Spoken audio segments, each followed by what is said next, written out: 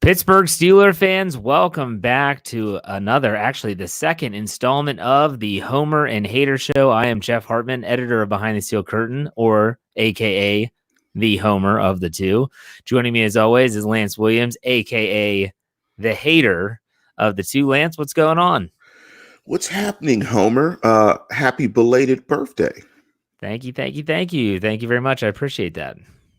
Yeah. Make sure you put the link for that avocado pudding that you had. Yeah, I know everyone. You said it. Everyone says it when I tell people it's really good. Everyone thinks of Tom Brady because that's what Tom Brady eats in his specific, yes, his line of eating, which is an anti-inflammatory diet. The way Tom Brady eats is nothing new. Okay, he's nightshade free, all that stuff. But we don't need to get into that. Wait. Just explain really quickly. You threw a term out there that everybody is like, what did he just say? And Jeff tried to gloss over that he's really a Patriot fan. Because he's eating avocado pudding, he really has TB12 like in his other room, and he's not being really truthful. But what is nightshade? You said nightshade. Nightshade free. Nightshades are a kind of like a type of food. So for instance, you have legumes, which are your beans and nuts and things of that nature. Lentils are in the legume section. Nightshades would be a specific type of plant. Most of them are peppers. So you couldn't have pepper. You couldn't have any spices that are derivative of peppers. So no bell peppers, no spicy peppers. That also includes tomatoes, no tomatoes, things like that. And so when Tom Brady put out the TB12 book, I haven't read it. I've seen snippets of it and things like that. And everyone's like, oh my gosh, he doesn't eat ketchup or tomatoes. That's because he avoids nightshades. Nightshades, a lot of research has shown, can cause inflammation in the body. Inflammation causes things like joint pain and stuff like that. So he's avoiding that so that he can play longer. This is a whole other subject for a whole nother time. Yes. I just wanted to further prove. That was a tactic for me to further prove that you're really a Patriot fan because you gave him all the research. It's really JH12. That's what it really is. Yeah, well, I mean, as a personal trainer, you got to know some of this stuff. But, as a Steeler fan, and I am a Steeler fan, not a Patriot fan, obviously, there was some huge news Saturday. Lance sent a text to all the Behind the Steel Curtain podcasters. We have a group text and all this stuff. He said, today's the day. And that was on Friday, the February the 21st. He said, today's the day, the elbow day, Bo Ben Sunday, meaning the elbow, Ben Roethlisberger, Bo Ben Friday. Everyone was like, okay, we're going to hear something. And we heard nothing. And then all of a sudden, Saturday rolls around. I had a basketball tournament for my son, driving home at a stoplight, grabbed my phone, checked Twitter. And then what did I see? Ben Roethlisberger throwing not just anything, throwing a football. I'm going to hold my giddiness back for a second, and I want to throw it over to the hater. Lance, when you saw the video, what'd you think?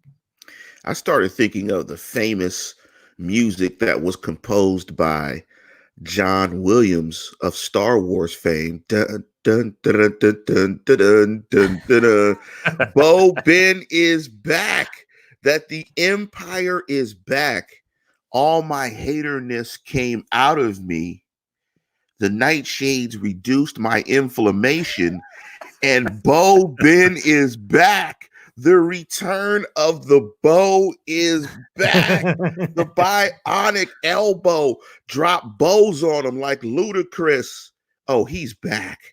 And the reason I got so excited was the throwing motion was smooth.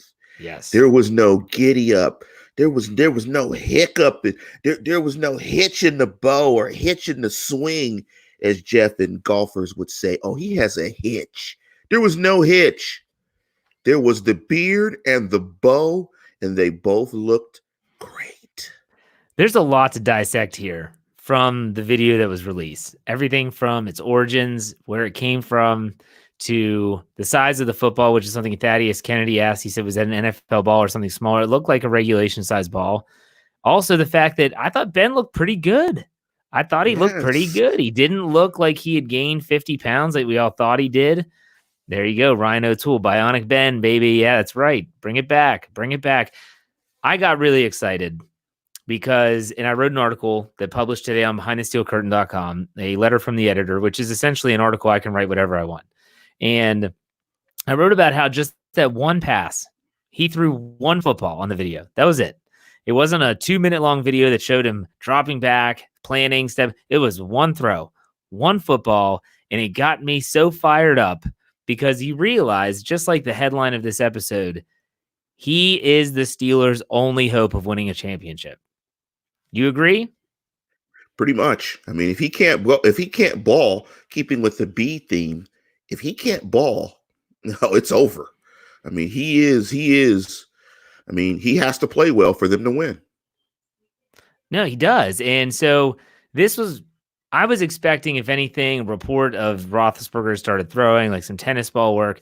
To see him throwing a football already, I was like, this is a good sign. Now, right before we went on the air, and a lot of people might not have heard this or read this yet, but Ron Cook of the Pittsburgh Post-Gazette released the following tweets that included some quotes from Ben Roethlisberger himself regarding his rehabilitation and the schedule and what's coming up. Here's what it says. This is from Ron Cook again of the Pittsburgh Post-Gazette. Ben Roethlisberger on throwing a football Saturday for the first time since his elbow surgery. Quote, "It felt amazing to throw. It was hard to hold back the smile. 2 more throwing sessions while I'm out here in California, and then I'm headed back to the Berg." It continues in a second tweet. Ben Roethlisberger on the doctor visit Friday. Quote, "It was a good report. I got to bypass the tennis ball throwing for a month and go right to the football. It's still going to be about 2.5 to 3 months until I get total clearance from the doc, but we are doing good." End quote. So let's talk about this. Go ahead, Lance. I want to apologize for the quality of the video because I shot that video. And so I shot that video. He's staying in your pool house. I shot that video on my iPhone X, my iPhone 10. And if I had the iPhone 11 Pro, the video would have been better. I could have added some special effects, some slow motion stuff, so we could have really broken down his throwing motion, but it looked really good. I mean, I know we can't judge the quality of the throws. We didn't see much, but the motion looked good. I mean, he looked physically good. The motion looked good. If you were to look at that video, you wouldn't think that he was out for the past almost 12 months, maybe 10 months, because of an elbow surgery. I mean, it looked good. And it also looked like that wasn't the first time he's thrown a football. I would say that the motion looked normal, that there was nothing different. Like when he threw the football, I was like, that's how Ben throws a football. The follow through was the same, his hand placement, his arm slot, all those things you talk about when I think throwing motion, it all looked the same. That was what I was really looking for, because when you have anyone that's coming off of an arm injury, shoulder, elbow, wrist, doesn't matter. Sometimes the mechanics have to change. You change mechanics and all of a sudden things start to go haywire. And so we'll see. But it looked good. Ezra says, public service announcement to all the Ben haters, sit down. This man has been our quarterback for 15 years. Appreciate the run, and the run isn't over. That's the thing, man. Maybe the gunslinger has a few more, two, I would say at the most, 2 more seasons left in the sun, maybe to deliver another Super Bowl to Pittsburgh. We'll see. But I want to talk about this timeline that he gives here in the second tweet from Ron Cook. He said, still going to be about 2.5 to 3 months. So obviously it's the end of February right now. So we're looking at, I think this is important for a lot of reasons. Number one, he's going to be good to go unless barring a setback, which can happen. And I put that in my article that I published today. He's going to be good to go by training camp, barring a setback. That's good. The April, the NFL draft coming up, trust me, this had to be the best thing that the Steelers could have heard. Because with the NFL draft coming up in April, free agency about to start in a couple weeks, you're seeing your star quarterback throwing a football. That's pretty good. So when you see that time frame, Lance, what are your thoughts? I'm excited. I mean, the only thing you can be is excited because, I mean, I've talked ad nauseum in the last several shows that I've done about offense winning championships. about how you need to score points to win championships above 27, how you need to have a point differential of about 8, starting at 8, moving up. And the only way you do those things is by having a franchise quarterback. I mean, the only thing that would make you more excited about seeing Ben throw would be if Ben were 28 years old and you could get another 10 years of Ben. But I mean, there's no bad news in seeing your franchise quarterback, a guy that you've won 2 Super Bowls with and gone to a third, return after getting whacked on his right elbow and it being out for so long. So, I mean, that's good news. I mean, it can't be anything other than good news. I mean, it's much better than seeing him throw some pencils or some pins or a golf ball. I mean, I wouldn't be excited if I saw him throwing a wiffle ball. I mean, I'm excited because I saw him throwing a football and he looked smooth and it looked good. So it's only a positive thing. They need him back. I mean, if they get him back. Our next topic. Go ahead. I'm sorry. Didn't mean. And he's healthy. I mean, they can. I mean, this is a team with that defense. If it plays anywhere near as well as it did last year, it's a team that can compete. Absolutely. Now, the next topic that we want to discuss, which is still related to Ben Roethlisberger in the video, you wanted to discuss, have the Steelers been playing coy about the state of his injury? Before you go into explaining that, the easy answer is this, Lance. Where did the video come from? Like, what outlet? Do you know? Probably from, no, I'm not sure. I'm guessing it was from me, but. Well, yeah, other than that, it came from the Steelers' official everything. It came from their official Twitter page, their official Instagram page, you name it. It came from the Steelers. This wasn't Big Ben 7's account. This was the Pittsburgh Steelers that put this out there. Don't think for a second they haven't heard all this stuff about Ben, and especially the asinine takes on NFL Network about how he quit on the team and how people were saying that he can't come back and all this stuff. The Steelers released that video. That stood out to me because I'm looking at this and this isn't his account, which he doesn't even run, by the way. I want to make that a point. He doesn't even run his own Big Ben 7 accounts, whether that's Facebook, Twitter, Instagram, whatever. He hires someone to do that. It wasn't that account. It was the Steelers. They're making a statement. If it was something that would even be close to being critical of him, there's no chance they would have released it. So go ahead, Lance. What are your thoughts? You're not just a fit, pretty face, are we? You're also a sleuth here. I see where you're getting. You're getting smarter in your older age. There you go. I see where you're getting. Yes, they have absolutely been coy. And I think the thing we sometimes forget, being detached from the official organization, they're like lawyers. They don't say anything in a court of law that they don't know already. Nothing is a surprise. So when Kevin Colbert comes out and does his State of the Steelers, or when Art 2 does his State of the Steelers, or Tomlin makes any comment about himself being confident with Ben Roethlisberger, they absolutely know. They knew he was going to throw with a football. They knew it wasn't going to be a soft egg toss or a cornhole. I mean, they knew he was going to be throwing with the football. And so, yes, they have been rather coy because you can't be confident if your quarterback room is still Mason, Doug Hodges, and if you're not pretty certain that Ben is going to come back relatively well from the injury. So, yes, they have been playing coy. They knew what was going on. Yeah. And don't think that they didn't trust me. There were plenty doctor visits prior to the 21st that they were privy to. The next time you'll hear anything from a Steelers brass will be on Tuesday at the NFL Scouting Combine. That is when Mr. Kevin Colbert will take the podium.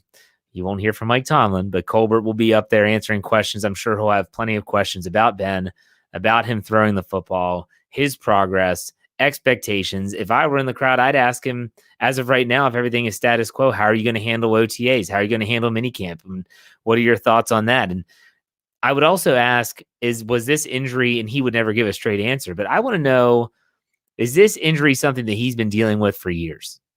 Now, we know that players said after he went down for the season in week 2 last season that, and I saw that comment, which is by N98 8671X, the injury Ben had can linger for years. The icing and soreness, the days off practice to limit stress on those tendons. I agree.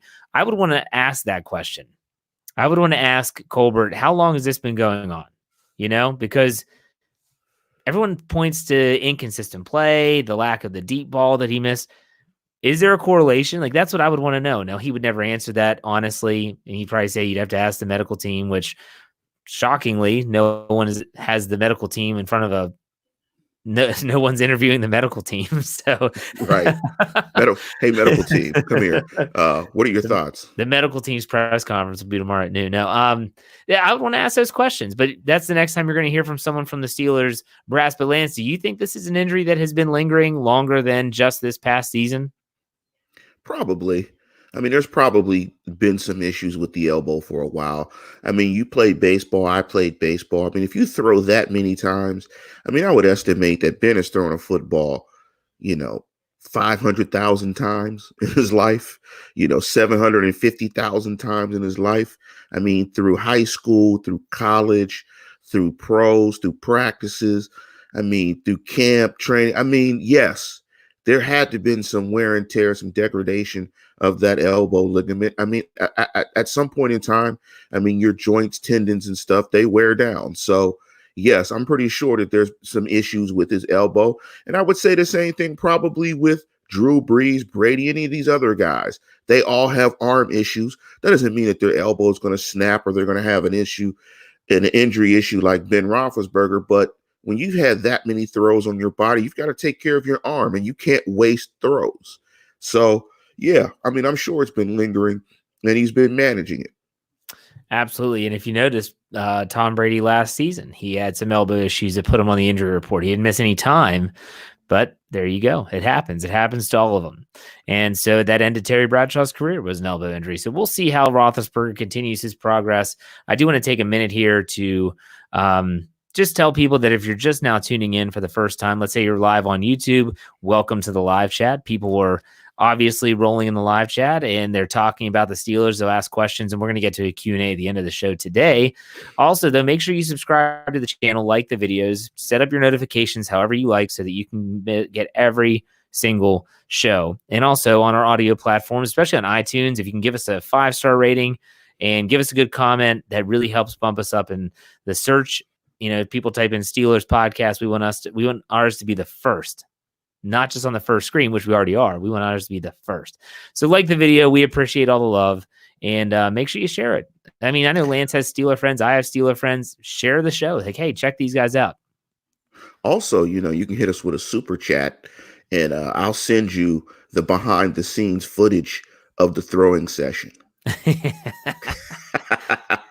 Wait till Jeff, every good. time you pop up 98671, I think of the song 8675309. Yeah. Who sang that song? Do you know? I don't know, but I do know the song. Tommy Two-Tone sang that song. 80s guy, I'm sure. Yes. Bad 80s music. That's Brian Anthony Davis's wheelhouse right there. That's his wheelhouse. Yeah, I was listening to NWA and bad Euro 80s electric synth music. Oh. Yes. All right. Well, if those are the people this is something that stemmed all the way from when we did this show and called it the Q&A. Now we're the Homer and Hater show. We always did a week in review. It's a Sunday show. We always kind of go back and we take a look at all the podcasts that have been done this week, the topics that were handled, and we give our take on it, as well as shine the light on something you may have missed. Okay. And Kathy puts in $2, says LMAO. Thank you very much, Kathy, for the tip in the tip jar. We appreciate that. So we're going to start back. I'm not going to go over the Q&A, which is now Brian Anthony Davis's show with Tony Defeo. They decided to put The Hangover on hiatus until the season starts back up. And so they're going to be doing like a free-for-all type of show on Mondays. They talked about how nobody wins when it comes to Myles Garrett and Mason Rudolph. I feel like we've talked about that ad nauseum. No need to bring that up again. So let's fast forward to Tuesday. Tuesday, 2 shows with the Stat Geek guys. That's the Big Bro Sco and Dave Schofield here from Behind the Steel Curtain. The first one is, does the Steelers' 2020 success hang on the turning the ball over? And that was the ultimate question. If they protect the football, or if they don't protect the football because the streak is still alive. What is it, 23 games? Yeah, it's really long. It's ridiculous. It's still, it's like, so 23 games.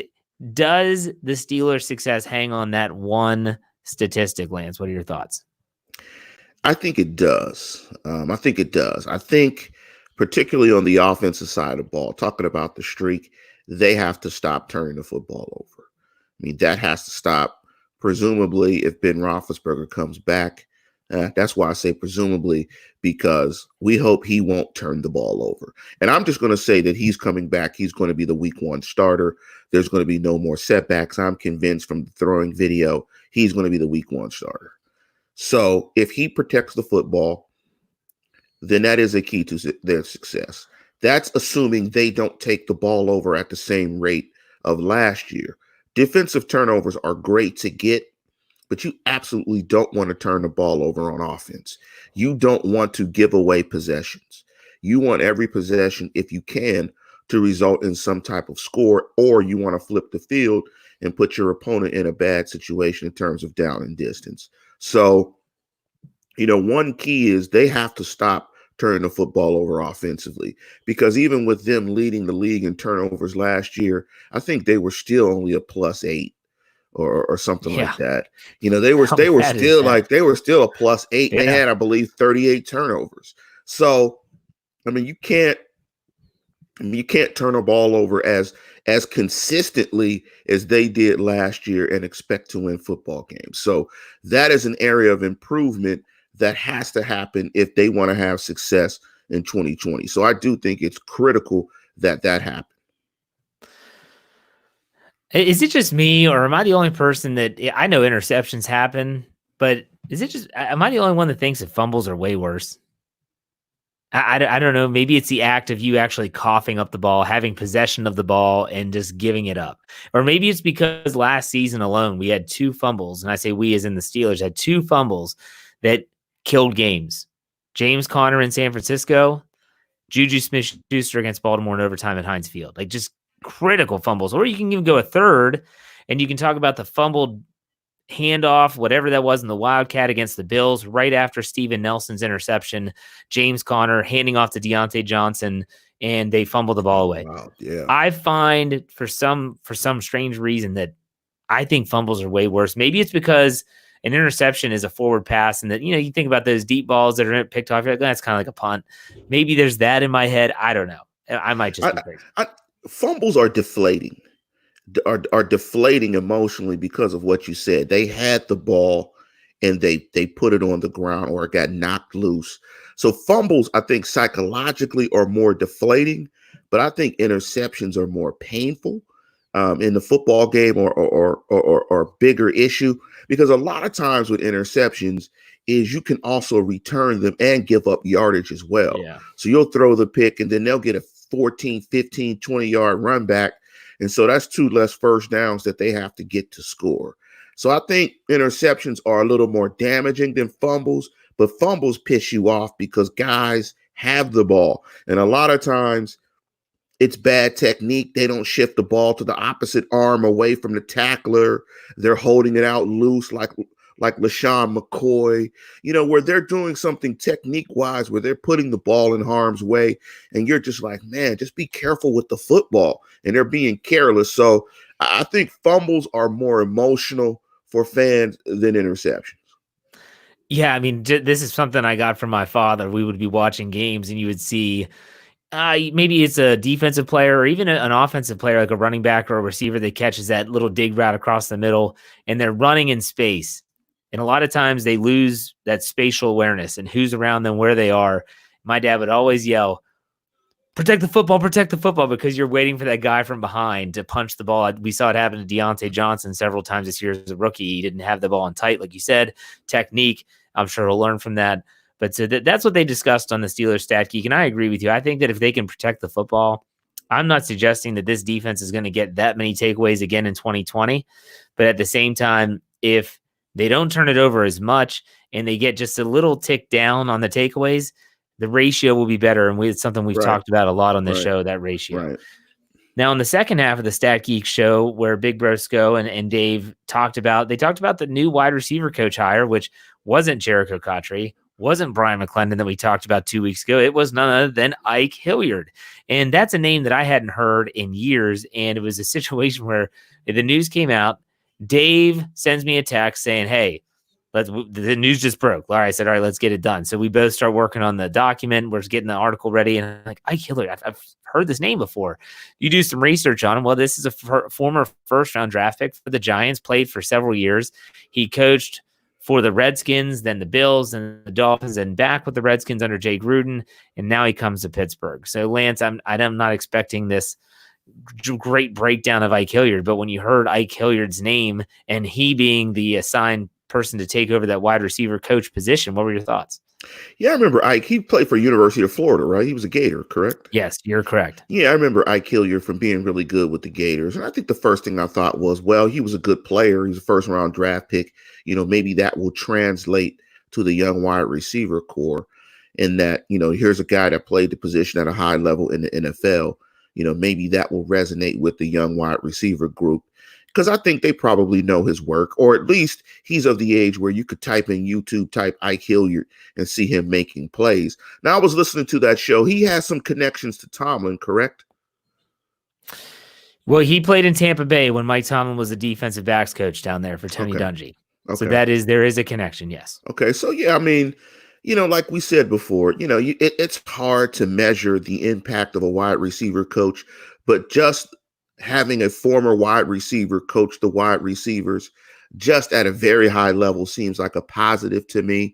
And I guess it's also a positive that him and Tomlin have a relationship. So I'm sure that they talk back to their days in Tampa Bay. And I'm sure he's monitored the wide receivers from Washington. And so it's yet to see if it's a good hire, but we'll see. I'm glad they've finally resolved that hiring and they've got that position in the staff solidified, because right now it's important as they go to the scouting combine, as well as they draft players, that the wide receiver coach is in the building helping to evaluate the wide receiver position. But even if they had not hired that guy, Mike Tomlin being a former wide receiver, I think they would have been able to fill that gap until they did it. But I think it was critical that they got the wide receiver coach as they're doing this evaluation, as they're getting ready for the draft. The moral of this story for all the fans out there, and if you read BehindTheSteelCurtain.com, is that unless it's officially announced by the Pittsburgh Steelers, you will see one word before the rest of the headline on all of our articles, and that is report. Report. Just like when Brian McClendon, it was reported that he was going to be hired, and we did a whole show on that. You just can't trust everything that you see. What's that on the screen there, Lance? Nightwolf said, still can't believe Coach Drake is gone. Very sad stuff. Yeah. So we make sure we remember and send our condolences to Coach Drake's family. Very, very tough loss the Steelers suffered last year. Yeah, it's absolutely people forget that. It happened in training camp and how that impacts the team from a mental standpoint. It's a very young wide receiving core. I think, when you look at Johnson and Washington, even Juju, people forget he's a young guy. Yeah, very young. He's a young man. So I think Ike Hilliard being a younger guy himself, he's been there. He's done that. He was a first-round draft pick. He understands the expectations. He understands what it's like to go out there and have to perform. And I think he did that at a pretty high level. So Ike Hilliard, the Pittsburgh Steelers' newest wide receiver coach. Jeff, before you get into the next review of the next show, let's. Do you like this? Big Marv, let me post it up here. Big Marv 34 said, "Steeler Nation, what's good, Lance and Jeff? Very much. Welcome back, Bionic Bo Ben, big weight of our brains." So we're the masters of giving guys names. Mr. Gummy Richards, Mr. Third and Fifth. Randy Mr. Land. Butt Naked and Rob, Randy Land. Is it Bionic Ben? I mean, I want you to come up with this because you're 7 squared. That's your guy. You've got to come up with one. Bionic Ben. I don't know. That's a good one because it's 2 B's. Bionic Bo. Bionic Bo Ben is a good one. 3 B's. I like Bionic Ben. Bionic 7. Ah. Yeah, the B thing sounds better though. Yeah, Bionic Ben. Bionic Ben. Huh. I like that. We're gonna roll with that one, Yeah. Jeff. Is that Let's roll with it. Bionic Ben? Bionic Yeah. Ben. Bionic Ben is in the building. Very good. All right, let's the Steelers preview. We went through all the Steelers upcoming free agents from exclusive rights, free agents, restricted free agents, and unrestricted free agents. We're not going to do that here. If you want to listen to that show, go back, check it out. And we gave our predictions as to like what's going to happen with Bud Dupree, what's going to happen with BJ Finney, what's going to happen with Sean Davis, a player that no one is remembering when they're talking about unrestricted free agents for the Steelers. You go back and check out that show. But in the after party, we talked about, and I wanted to get your thoughts on this, Lance, the best, worst, and then the toughest free agents to leave in Steelers all-time history. Now, all-time history, this only dates back to the 90s when free agency began. Who do you think was the best free agent addition in Steelers history? We threw out a couple names, but I want to know what you I'm gonna say Jerome Bettis. He was a trade. That doesn't count. Okay, he was a trade. So you Good start. You nixed my thunder. James Ferrier? James Ferrier he was on the list that everyone said. Yes. Yeah. So the three people that we listed as like it's here. James Ferrier is what Brian said. Dave said Kevin Green because he was a free agent pickup as well. He was a Hall of Famer. Yes. I went and said Jeff Hardings, the center who won a Super Bowl in Super Bowl 40 because that was a free agent pickup. Then I also said Ryan Clark. He was a free agent pickup. Yeah, that's a good one. Yeah. Now, I'm gonna go with Kevin Green. I mean, he has a gold jacket. I mean, yes, he does. It can't get better than that. So now, what about the player that left? You understood why they left because the Steelers couldn't pay him, but you're like, man, it sucks to see them go. Is there any guy that comes to mind? I said Chad Brown. He was like the first player that I was like, this guy is great. He was a great linebacker on that 90s defense. And when he went to Seattle in free agency, you're like, man, that sucks. Is there any player that's like I was thinking Chad Brown too, but Chad went to Seattle and then he sucked when he went to Seattle. He wasn't a good player after he left the Steelers. There's nobody really that jumps out to me because the Steelers typically pay their stars. Here's one I'm shocked you haven't said. Yes. Rod Woodson. Yeah, I'll go with that. Rod Woodson. I'll go with Rod Woodson. Yeah, definitely. They thought Rod was done. Yeah. Well, Rod Woodson went on an interview with Dan Patrick, your boy. And you there? You got me? Yeah. Okay.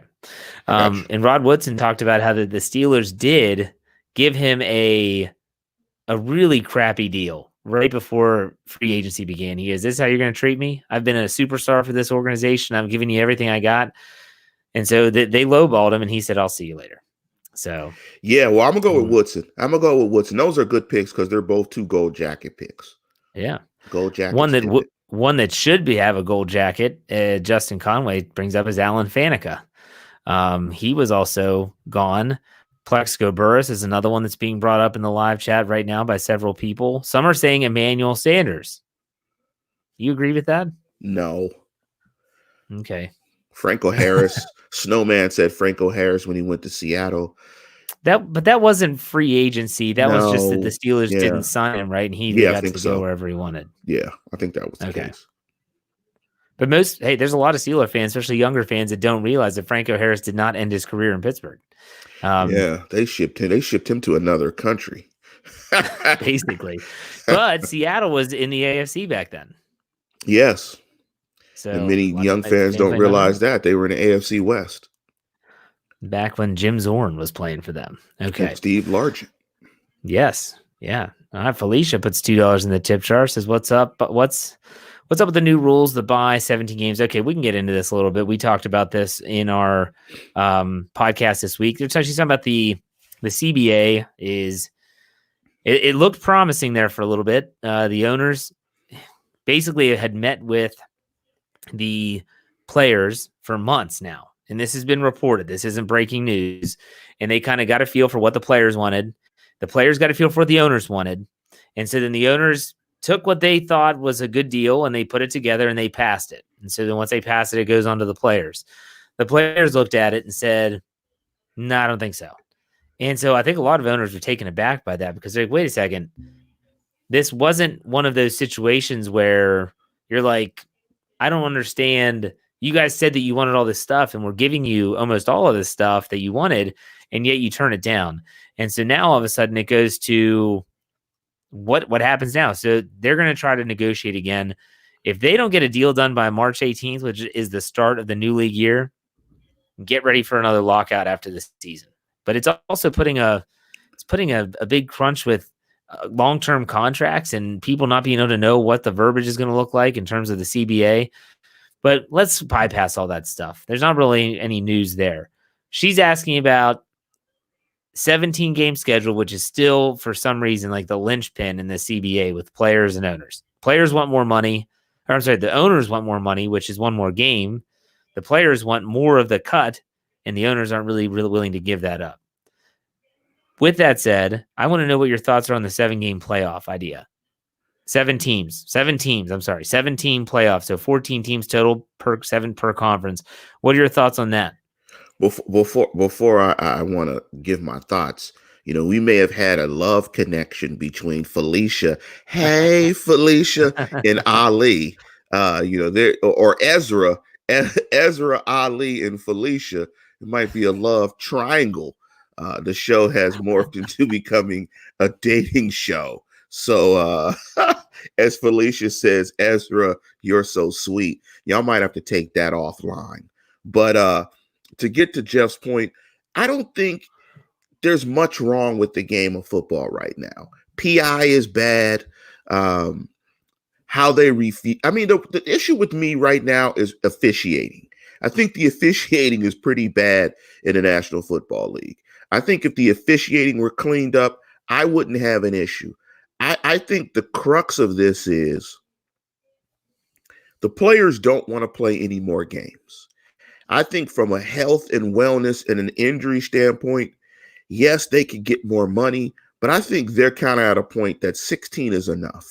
16 games, we want more money. We don't want to have to play another game to get, there's enough money to where the ratio of money can just be shifted anyway. We can acquiesce on some things, but man, we're playing 16 games as it is.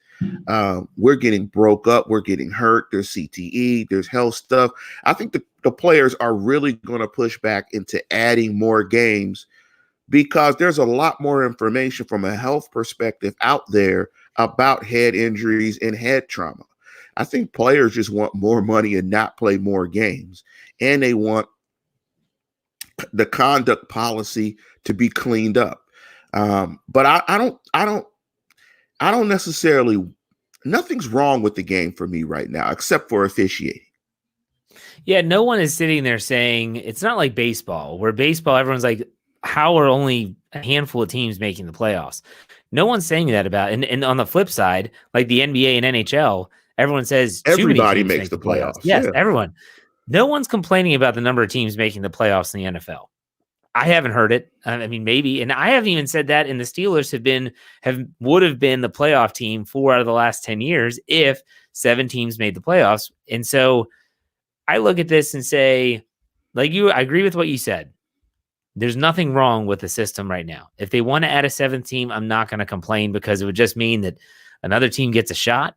And the Steelers have been on that cusp, on the fringe a lot, but ultimately, like you said, I agree with what you said. It doesn't need to change. Now, Sean Langford puts $2 in the tip jar. He says, does a new collective bargaining agreement or CBA, does that mean having to do with the Ben restructure? Yes, it does. They can't restructure his deal unless there's a CBA in place beyond this upcoming season because, and here's the thing, and it's something that Reed posted in the live chat. He said, you're going to have to pay him eventually. His 2021 cap hit would be ridiculous. You're basically just kicking the can down the road. You're going to have to pick up the can eventually. You can't just keep kicking it. So I don't think that the Steelers, if I'm the Steelers, I'm not interested in that at all. There's a couple other players maybe we can restructure, but I'm not touching Ben's deal. You just got to live with it. Yeah, you just have to live with it. Ryan O'Toole brought up a great point about what's wrong with the game is officiating. And a lot of other people in the live chat have talked about officiating and the replay. The replay rule and all that stuff, how they do replay is really inconsistent and bad. But yeah, like you said, Jeff, like we both agree, there isn't, no one's really complaining about the game at the current moment. I mean, the game is in a good place. I mean, they're making a boatload of money. And gambling is about to be legalized in a lot of places. And so, I think a lot of this is going to hinge on health and if the players can get their hands on that gambling money. That's going to be big, and that's going to be a whole other can of worms. I mean, I'm shocked it hasn't happened yet. We got the XFL that has lines on the screen and all this stuff, and they're promoting different bookies, and it's going to be interesting because the NFL is going to want to claim a big portion of that pie. Grayson Brown puts $4.99 in the tip jar and says, if it ain't broke, don't fix it. And regarding the playoffs, refs need an accountability system. The refs and replay have hurt the NFL every season. Let me say this. In my opinion, if they wouldn't have had PI, pass interference, be a challengeable call in 2019, I wouldn't have been as down on the officiating in the system as I am. I feel like with the catch, after they learned from the Jesse James situation, that's a little bit better. We didn't have those situations. I don't remember, Lance, correct me if I'm wrong, in 2019 where everyone's like, oh my gosh, that was a catch. How did they not call that a catch? Whereas everything that was debatable this year seemed to be, well, that's pass interference. And it's a judgment call. It's always been a judgment call. And this is the same reason why in baseball, I don't think that you should ever have, it's a human element. That's why I like sports. There's a human element. I don't want a strike zone that is just on the screen, because the way I grew up playing the game is that strike zones change. You're taller than I am. You have a bigger strike zone. So I don't like the challenging of the pass interference. I think that they should get rid of it. Just can it. We tried it for a year. It's just not working out. I agree. I agree. I just don't like things that stop the flow of the game. Let's keep the game flowing. I mean, it's bad enough. Sometimes games are 3 hours and 45 minutes. And me and Jeff are sitting there on a Sunday like, wow, can we get this game over? Like really, we're starting the show at 1:00 or 1:15, 1:30. Like, can we get this rolling, please? Now, I will say in the new CBA proposal, there was some really good stuff that is not being talked about in regards to they were going to allow more players to come off IR. They were going to have more players on a practice squad. They were going to expand the roster, I think, to 56 players instead of 53. They were really giving some leniency in regards to things that football people have been saying for years. Like, I mean, my gosh, how 53, that's all we're allowed. Like, why don't you allow 56? College, they can have 70. It doesn't matter. Right. Right. So they were making there were some really good things in that CBA. It just seems like that the players and the owners are hung up on a couple things.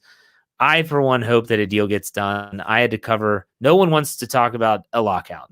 No one. It's awful. No one. So I know one thing that a deal gets done.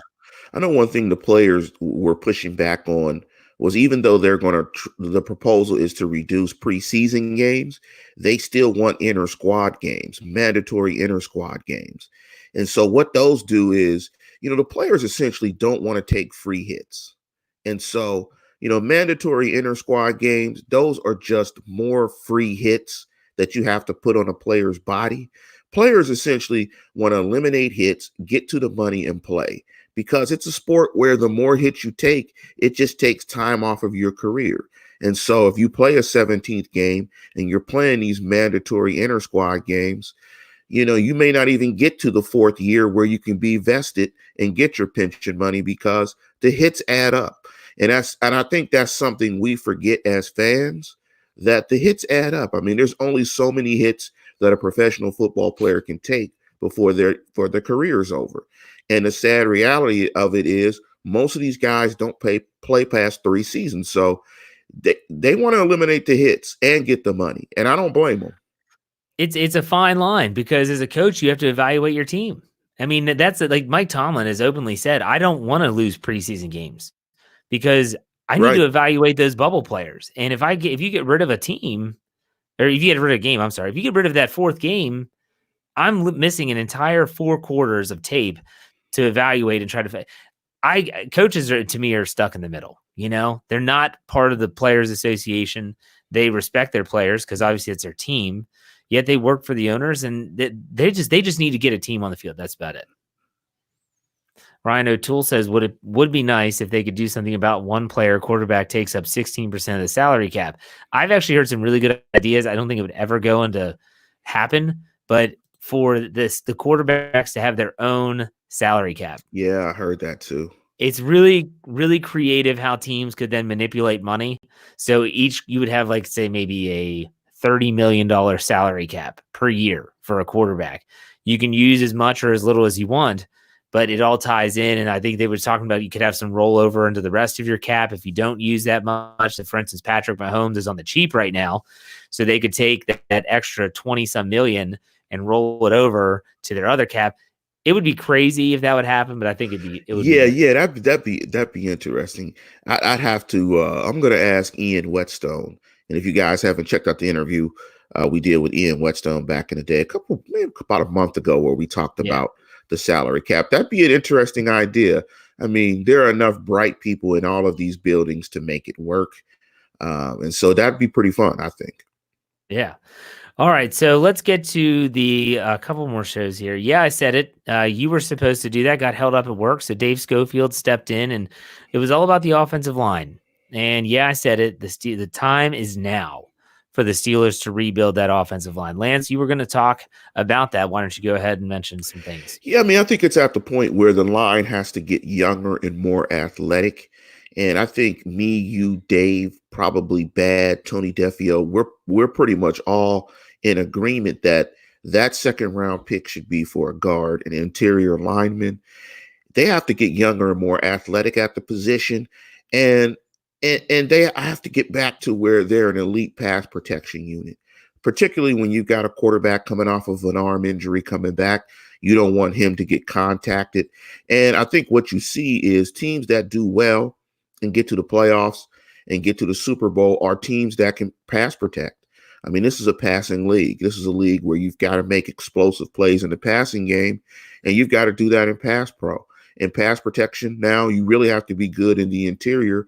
I mean, just look at Chris Jones in the Super Bowl and how much he impacted that game because he was dominant. I mean, he really impacted the 49ers in that game. So you have to be stout in your interior, and being a good offensive line as well just gives you the flexibility to be whatever you need to be offensively to consistently score points. If you need to be a power running football team for a game because a team isn't good defending the run, you can do that. If you want to spread teams out because they're bad in defending the pass and you want to spread them out and really attack them, you can have good pass protection. You just want to be built really strong in your offensive line because that is the foundation of your offensive football team. If you can't block it, you can't do it. And so they have to get back to being a dominant set of offensive linemen and be dominant in that area. I think that the offensive line should be addressed in the draft early. I'm not sold on having to be their first pick, which is a second round pick. And I think that's because the more I think about it, the highest graded offensive lineman for the Steelers in 2019, according to Pro Football Focus, was. You asking me to guess? Yeah, guess. Matt Fiedler. You got it. When was he drafted? He was not drafted. He was not drafted. They have another guy in BJ Finney when was he drafted? He wasn't drafted like me. He wasn't drafted either. So, and he's going to get paid big money somewhere in this offseason, whether it's the Steelers or elsewhere. That's yet to be determined. But still, the Steelers, like wide receivers, in my opinion, have proven they can find talent in other places. So maybe if it's not the second round pick, maybe it's a third round pick. There's talent to be had. I'd like to see them bolster the line. I think that's going to be really, really important for them this offseason. And maybe they'll go out and get a veteran too. So we'll see. We'll see what happens. But I agree with you. The time to start putting some pieces back into that cupboard because they're getting long in the tooth. They're getting long, especially on the interior. So, all right. Now, yesterday, Brian Anthony Davis did the Steelers burning question. He said, are the Steelers still elite? But I want to bypass that question because, Lance, you were in the live chat during our after party Steelers preview show. And if you have never listened to the after party, Essentially, or actually, it might have been the Steelers preview when they were talking about my birthday and people that shared my birthday with me, and it was everyone from Kurt Cobain, and the one person I always mentioned was Cindy Crawford. And we got talking. We got, you know where I'm going with this. We got to talking about who was the better '90s girl. Was it Kathy Ireland or was it Cindy Crawford? And before we get into any stories, Lance, which would you choose, Cindy or Kathy? I think I would pick Kathy. I think I'd pick Kathy Ireland. I would pick the green eyes over the mole. I was always a Cindy Crawford. But actually, we share a birthday. We hang out all the time on our birthdays. Yes. But you said you had a story about this. Am I right? Yes, I do. Yes, I do. Please tell. Please tell. Well, at the time, so I went to Cindy Crawford. If you guys don't know, Cindy Crawford, famous supermodel. She was really big in the 80s. I'm a guess Cindy is a few years older than me. Was she about 53, 54? I can find out. Go ahead. Well, I went to a high school. I went to high school in Southern California. The name of my high school was St. Bernard's. I'm going to leave the name of, she's 54. So, okay. So, at the time, she used to send a limousine to our school to pick up a guy that she dated. So she used to date a high school guy that I knew, and she used to send a limo to pick him up all the time from school. Well, how old was she? I think she was definitely she was older than because he was a junior. So at the time, Cindy Crawford was dating a junior in high school while she was a supermodel. Or so. Well, no, but I'm wondering. I'm thinking about this from a legal standpoint. I mean, yes, was she over 18? Was she over 18? I'm gonna guess that he might have been a senior, but I'm gonna guess that she was over 18 when she was. Yes, so Cindy was robbing the cradle. Needless to say, wow, she liked her boys young. We're getting into legalities there. I mean, that's yes. That's like the stories you hear on the news that say, that teacher. Let's just say, Cindy wasn't the only person that was very famous that was sending limousines and picking up high schoolers and dating them. And at the time in my school, let's just say that famous Los Angeles Laker players were sending limousines to school to pick up young ladies and flying them out to Hawaii to training camp. Wow. A lot of stuff was going on. What school is this? St. Bernard's High School in Playa del Rey. Okay. Yes, it was a very interesting time. It sounds like it, man. My Needless to say, yes. And he used to, we didn't believe him. And, he used to show us pictures of, him and Cindy Crawford at restaurants and all time. We did not believe him. He was dating Cindy Crawford. We were like, no, you're kidding. But he actually was. Thaddeus Kennedy, that's just wrong. I'm just going to put it on the screen. If you're listening in audio, I'm not going to say it.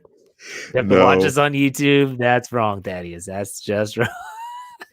Ezra says he's sending his son to that high school. Man, it's kind of crazy. You talk about the NBA players. You've heard about the Jeter story, right? The gift basket. No, I've not. Enlighten me. Really? No. He would often, I'm guessing homestands would find this is before he was married. He has children now.